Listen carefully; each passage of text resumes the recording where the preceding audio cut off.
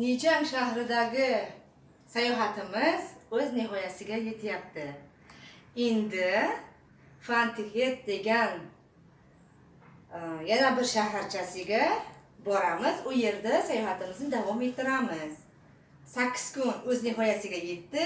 Qolgani videoroliklar hammasi Fantihetda. Ketdik. Mana marshrutkамizga, mini avtobusimizga minib oldik.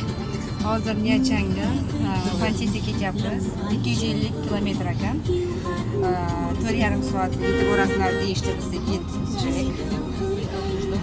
Chunki 60 km/ch haydar ekan. Bu скоростной mumkin emas, juda sekin haydaydi. Так что 4,5 soat boramiz yo'lda. Vietnamskiy qo'shiqni eshitib ketamiz. Dam olish yo'lda davomida yarim soat bizga vaqt berdi. Dam olib, qorinlarni to'liq o'tirib, aylanishga mana bunaqa joyga keldik. Mana bir restoran, kafeshkasiga to'xtadi. Yo'lda daryo bo'yida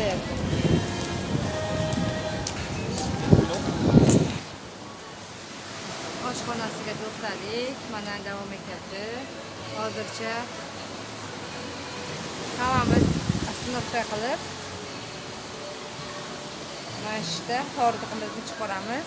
Yana yo'lda davom etamiz. Hozir 2 soat 10 daqiqa yurdik, to'g'rimi? Yana yarmi qoldi.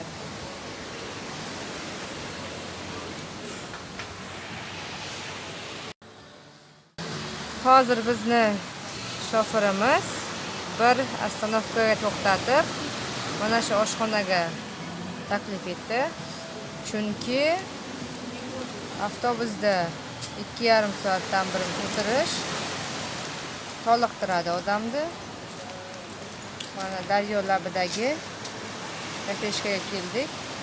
O'tiribmiz. Ozgina yarim soat vaqt berishdi bizga. Yarim soat vaqt qornimizni to'yg'azish uchun.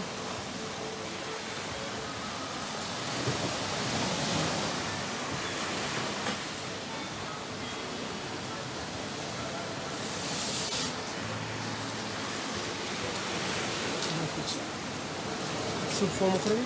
Давай. Вот 2 штуки супфо с говядиной. Это два, да? Да. Все. Ничего.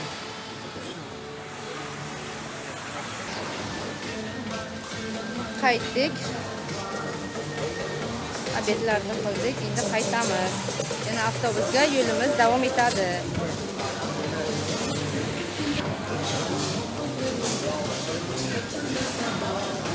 Фрукты ежик.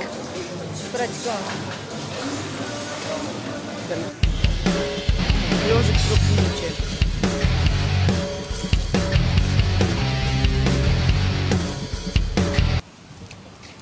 Zo'rmi? Bizning avtobusimiz olib ketyapti Xanoy shahriga, Pegas.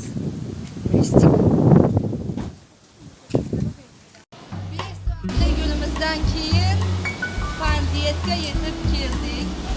Fantihet ham yomon emas. Basseynlari bor, gostitsada. Gostitsamizga Tropical Okean deb nomlangan. 3 qavatli mehmonxona. Basseynda yo'g'ida daraxtlar turibdi, ko'ryapsiz. Daraxtlarning ortida okean. Mana birinchi marta kelib turishimiz. Sizlar bilan birgalikda birinchi marta ko'ryapman Fantihetni. Bu yo'q okean. Okeanga o'tib boramiz, ko'ramiz. Mana meni ko'ryapman.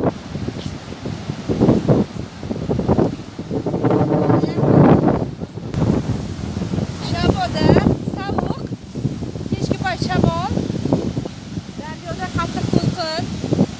Kokosni qarang.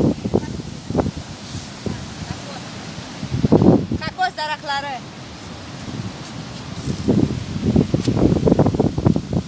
Kokos eng past daraxt kokosini endi ko'ryapman. Bu yo'g'i Kitayskiy yurishni yo'lining davomi. Nechaydan kelgan. To'lqin, shov-shuv. Paytda bo'lishni ham, daryoning yaqiniga borishni ham tavsiya etmayman. Tushib qolyapti, o'sha kech bo'lib qoldi. Qarang,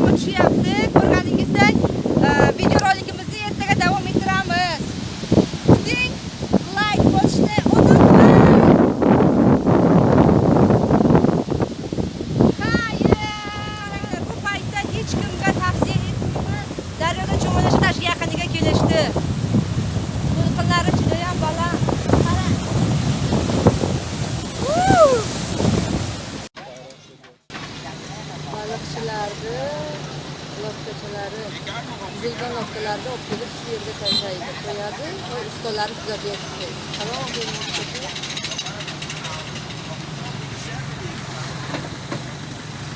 mana bu usta tuzatyapti buzilgan qayiqlarni. Ai quá đấy, chạy ngồi im luôn à. Ai vậy?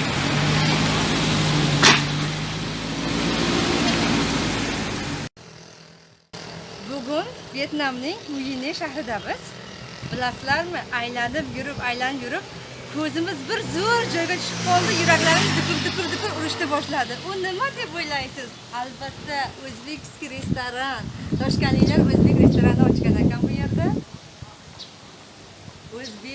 O'zbekistondagi boshqa davlatda o'zingni shahringni nomini ko'rib, millatingni ko'rib, tamom boshqacha bo'lasan-da baribir. O'zbekchaga kiramiz hozir, lekin yana jintakina 10 minut piyoda yurib borsangiz, choyxona restorani bor. O'zbekiston choyxona nomer 1 degan restorani bor. Biz bu o'zbekchaga kiramiz. Keling, marhamat, taomlardan yeb ko'ramiz. Menyu. O'zbekcha nomer 2. O'zimizda akaroshka, o'zimizda plov, o'zimizda shashlik, lula. O'zingda ovqatingga nimalar yetmaydi? Muyine shahridan qaytyapmiz, avtobusdamiz.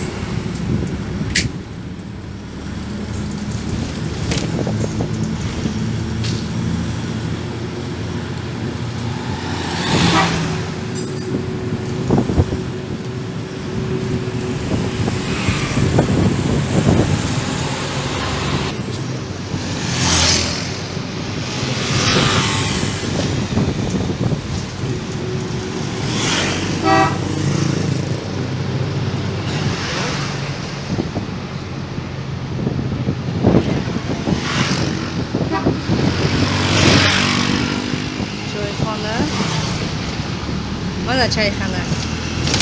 Çayxana. Ucuza 12 euro. O'zbekiston çayxonasi. Katta restoran. Gastitsasi bilan birga.